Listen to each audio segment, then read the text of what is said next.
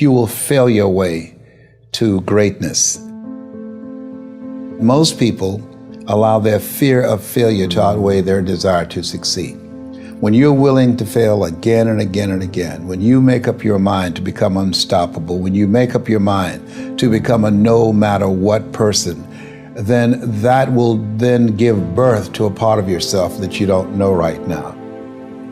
Imagine, if you will, being on your deathbed and standing around your bed, the ghost of the dreams, the ideas, the abilities, the talents given to you by life, and that you, for whatever reason, you never went after that dream. You never acted on those ideas. You never used those talents. You never used those gifts. And there they are standing around your bed looking at you with large angry eyes saying, "We came to you, and only you could have given us life. And now we must die with you forever." See, most people stop short of their dreams and park and get off the highway of life because of the rejections of life. You will always be rejected. It's no big deal. Jack Canfield said rejection is a myth. It's not like when somebody says no and then they slap you. No, it's just, to me, make no your vitamin. Get excited about the no. Why? Because every time someone says no, that brings you another step to a yes. You're getting closer. Trust me, you will win if you don't quit. You will win if you don't quit. Even a broke clock is right twice a day. As you go through the challenges of life and you look at it and embrace whatever comes to you, don't run from it. Step toward it. Don't try and duck it like most people do. See, most people want it easy. See, easy come, easy what? Easy go. See, but when you go at what you're going to deal with and you deal with the difficulties of it, when you handle those hard things close at hand, making those hard decisions right now that you don't want to make, learning those things that you don't like to do, but you know that in order for you to get where you want to go, this is one of the hoops that you have to flip through. And I'm saying to you, whatever you got to do, do it, because if you don't, life is going to whoop you until you surrender. You have something that you brought to the universe, and that if you decide that my life deserves my developing this what I do well, and becoming the best at it, and mastering myself, and seeing what I have within me, if you decide to drop your buckets where you are and develop your gifts, I grant you, you'll never ever be without. I grant you that your gifts will take you places that will literally amaze you. I grant you that if you begin to work to develop your gifts, you'll develop a strong sense of happiness. You'll get a larger vision of yourself, because part of beginning to get a larger vision of yourself, all of us need some area of our lives where we can have a feeling of competence. That people know when they think about this area, that's something you do. That you eat and sleep that.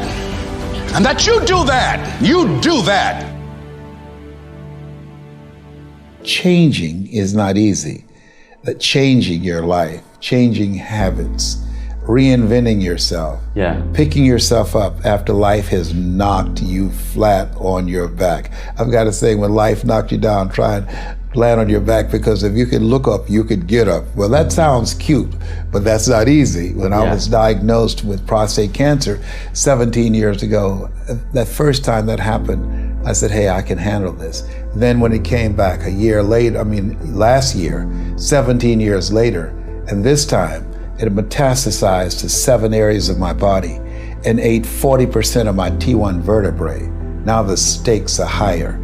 It's this life saying, okay, Mr. Motivator, you beat cancer the first time. What you gonna do now? I started laughing. When the doctor told me, he said, why are you laughing? Are you in denial? I said, no.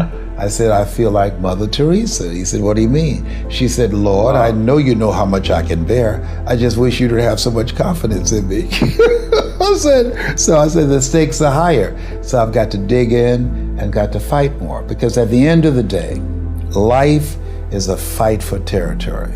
And once you stop fighting for what you want, what you don't want will automatically take over.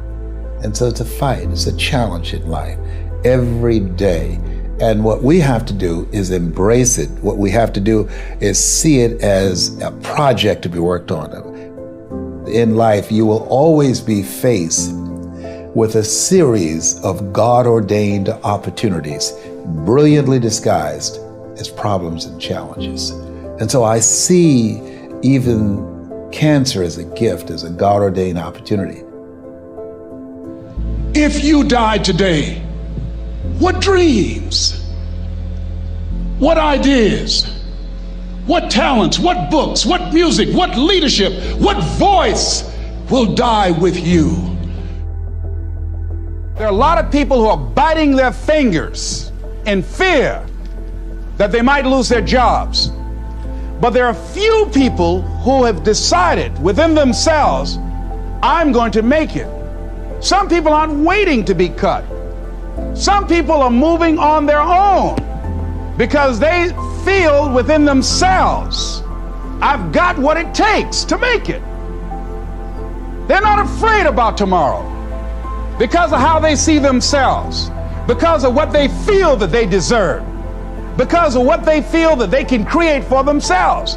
Because these people have decided, as they look at the future, as they look at themselves, there's a way. Where there's a will, there's a way for me to begin to create a way out of no way. And when you have that kind of consciousness, when you have that kind of spirit, nothing can stop you. Nothing.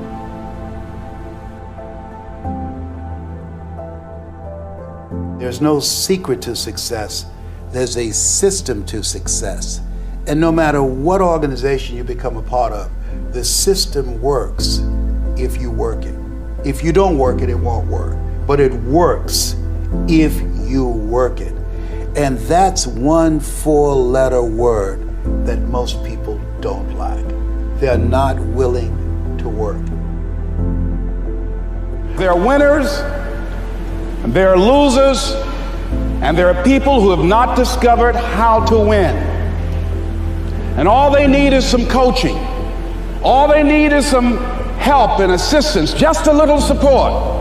All they need is some insight or a different strategy, a plan of action to make some adjustments that will open up the key to a whole new future for them, that will give them access to the unlimited power that they have within themselves. That's all that they need.